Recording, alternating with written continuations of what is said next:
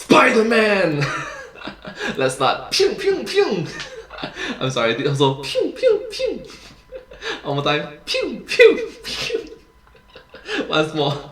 Pew, pew, pew. I'm sorry.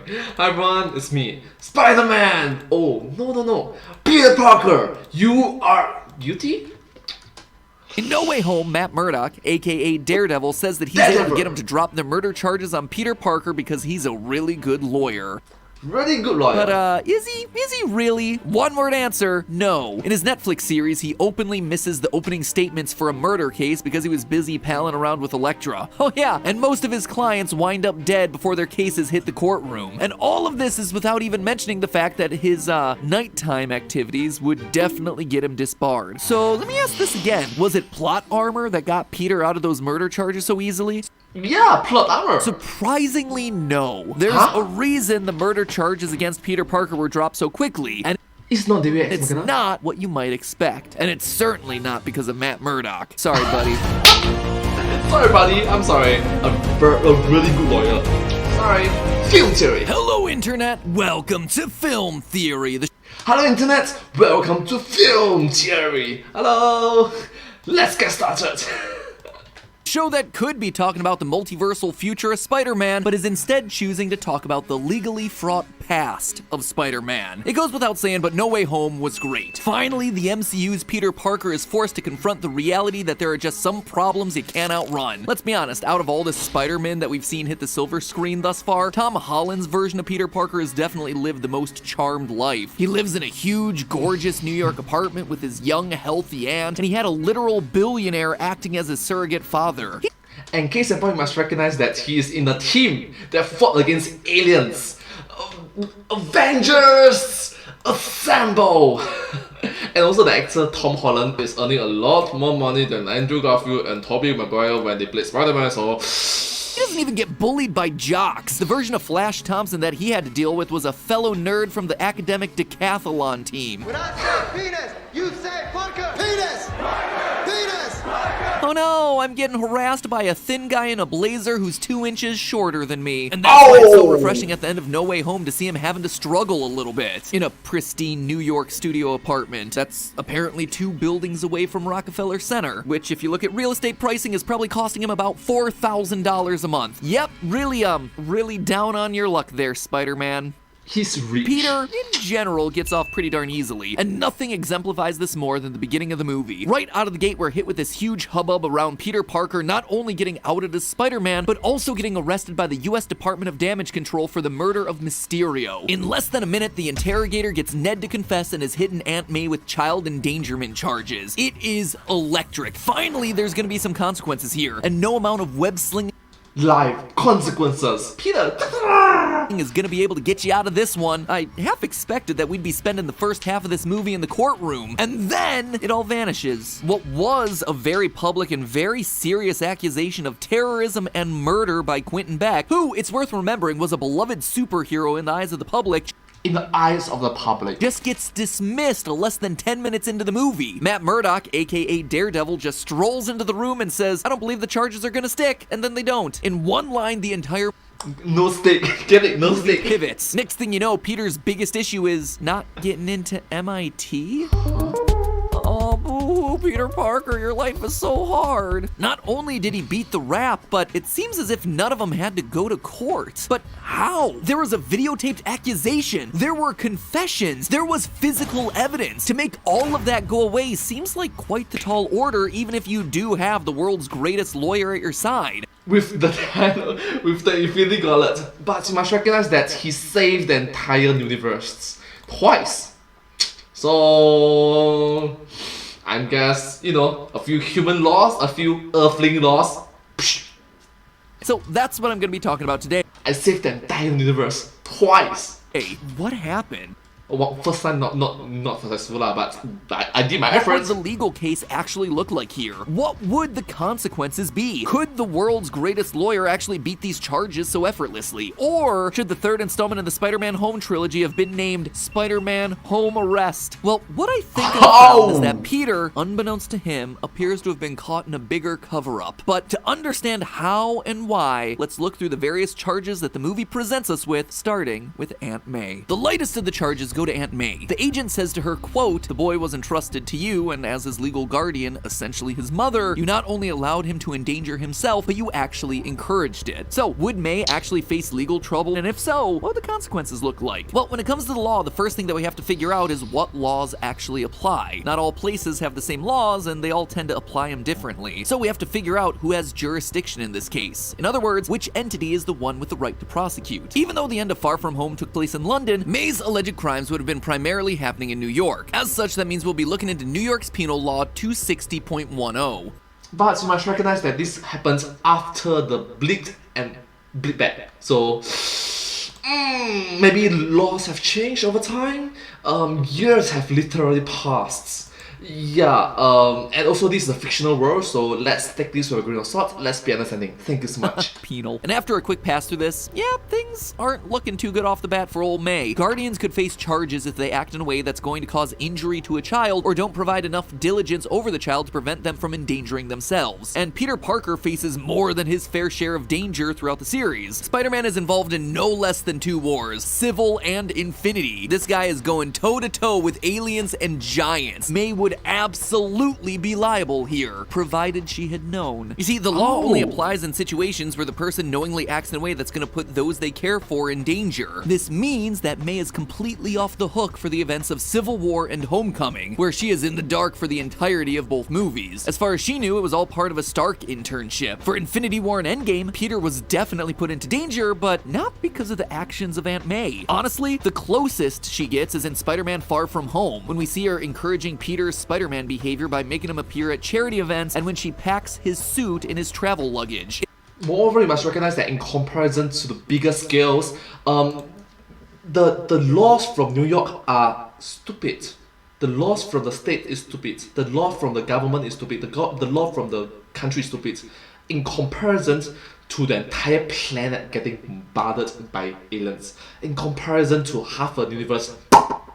In comparison to that, these laws and regulations are just, yeah, the entire half a universe just, It's yeah. her giving consent to him being a vigilante. That said, it would be surprising to see any of this hold up in court. She never actively puts him into dangerous situations. Packing the suit could be seen as an act of trying to keep Peter safe. Giving a speech at a fundraiser, it's probably the safest thing that Peter does in his capacity as Spider-Man. Thank you, Miss Parker, for having me, and thank you guys for having me. Safe as long as you don't get physical pain from cringing. Tony Stark, on the other hand, would have been totally guilty had those charges been brought against him. In Oh my god, so cringe! Civil War, we see him knowingly lie to Aunt May. Who else knows? Anybody? Nobody. Not even your unusually attractive aunt? No. But you must recognize that no matter what crimes he have committed, what the bad things that he have done, he done one thing to overly outweigh the bads. One good thing to overly outweigh the other bads. I don't care if he did 100 good things and 1 bazillion bad things. That one good thing, 101 good thing, save the entire universe. That's quite good. That's not quite good, that's the best. He brings a teenager without a passport to Germany. You got a passport? No, I don't even have a driver's You ever been to license. Germany? And he does all these things with the intent to subdue Captain America, the greatest soldier of all history, as well as his buddy Bucky, the greatest assassin ever, as well as a witch that can juggle freaking cars. Any way you slice it, Tony Stark is guilty as charged. So now let's move on to Ned. Things aren't so rosy for him. He But Tony Stark is no longer around because I am Iron Man.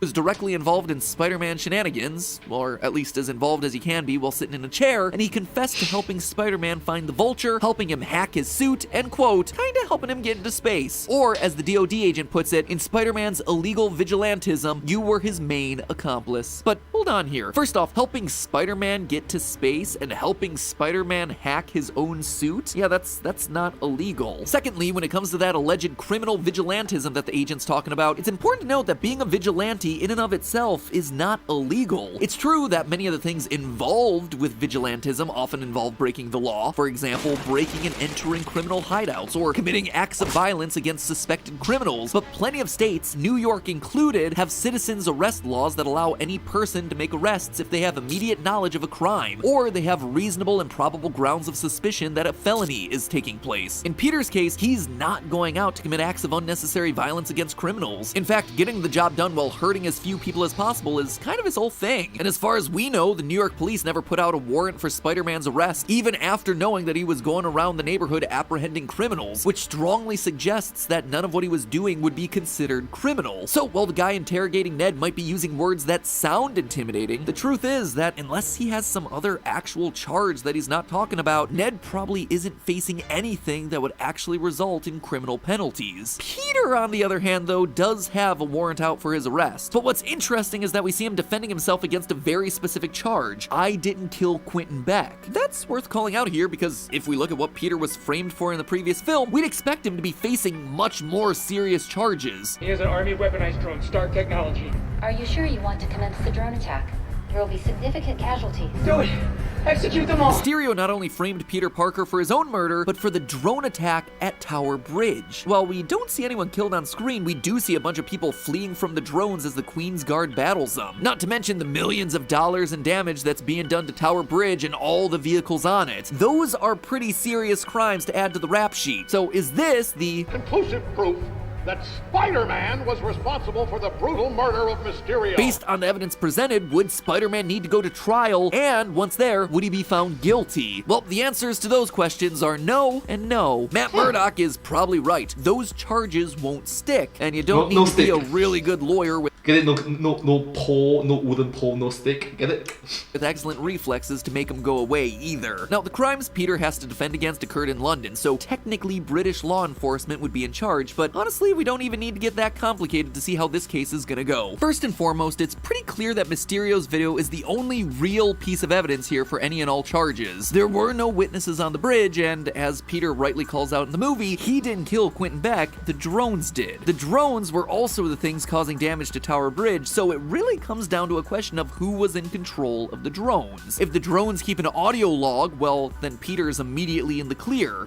Turn off the drones! But we're gonna assume that that's not the case, which means that the video is really the only piece of evidence that we have to go on here. Right off the bat, it's highly likely that the video would get exposed as doctored. Forensic experts are people responsible for identifying, analyzing, and reconstructing any evidence that's gonna be used in a trial. And they come in all sorts of different varieties. Everything from crime scene Oh my god, is that Detective Pikachu? Aww, so cute and adorable. Man, that's just wonderful. analysis to digital or computer forensics. But here, I we'd be just looking for got video you. forensics experts. Something Pokemon. that a video forensics expert might do, for instance, is look for inconsistencies in the lighting or shadows, stuff that a normal viewer might not see, but suggests that the video's been doctored. This is something that's actually becoming more and more important in courtrooms as deepfake videos become better and more prevalent. But with Mysterio's video, this one is actually pretty easy to debunk. They'd be able to immediately tell based on ambient noise that the audio had been edited to pull Edith and Peter lines from two separate moments in time, thereby getting the evidence and thus the charges completely thrown out. But okay, let's assume that they can't immediately tell that the video's fake. Is there still a case here? Well, again, no. Look at the video. Peter's face isn't seen on camera. All we see are just some spider legs. That's not conclusive, and likely would not hold up in court. All we have to go off of is Mysterio identifying the individual attacking him as being Peter Parker. Now, this one is actually interesting. Normally, something like this would be dismissed as hearsay, an out-of-court statement that's offered to prove the truth of whatever it asserts. It's Peter because the accuser says it's Peter. That's not evidence, that's just an accusation. But here, Mysterio actually benefits from an interesting loophole. Statements made by someone who's dying are allowed to stay in as evidence. So his accusation of Peter would be kept, but that doesn't necessarily mean hearsay ends here. To get a video like this admitted into evidence, it needs to be authenticated. There needs to be a way to prove that it is what it claims to be. Basically, there needs to be a witness to say, yep, this one's mine, I filmed it. If there's no witness present who who can be cross-examined about the evidence, then an attorney can argue that the substance of the photo or video is hearsay, thus getting it dismissed. And considering that the only two people there on the bridge were Mysterio and Peter, the video would never make it to court.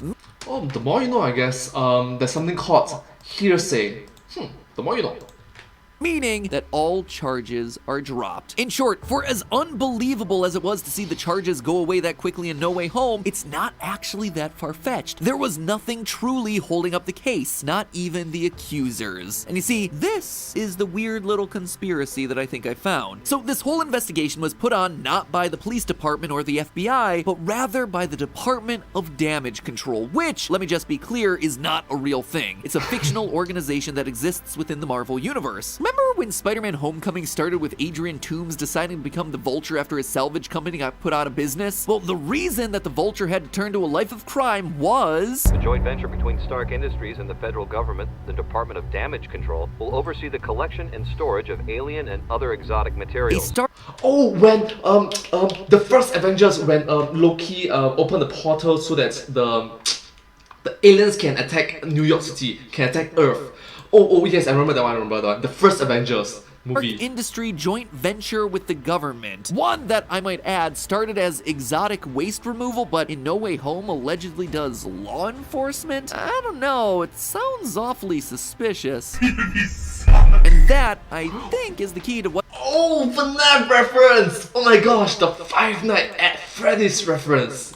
Oh wow. What's really going on here? The way that Damage Control comes after Peter Parker hard only to completely drop the charges doesn't make much sense if you're just thinking of them as regular law enforcement. But it makes total sense when you realize that they're not law enforcement. They're a cleanup crew from Stark Industries, doing this specifically so Peter, Mr. Tony Stark 2.0, can get off scot-free. By stepping in themselves, they ensure that they're the ones in control of the situation rather than leave things up to traditional law enforcement. Damage Control is able to swoop in and make a big to-do about throwing the book at Peter Parker and his friends, putting on a show for the actual police. They make it look like they're playing hardball while actually gently lobbing a bunch of softballs the entire time, making up a bunch of charges that sound scary but actually amount to very little, all while waiting for the anti-Peter sentiments to die down. In the process, they protect the reputations of everyone involved. Oh yeah, and it probably merits mentioning, but in the comics, the Department of Damage Control was actually started as a joint venture between Tony Stark and Wilson Fisk. Yeah,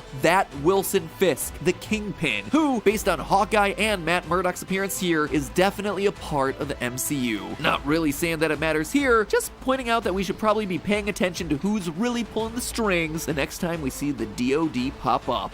No strings on me. Oh my gosh, I love the Ultron reference. The Age of Ultron. But hey, that's just a theory. A conspiracy theory about the Marvel Cinematic Universe, meaning a film theory. And cut.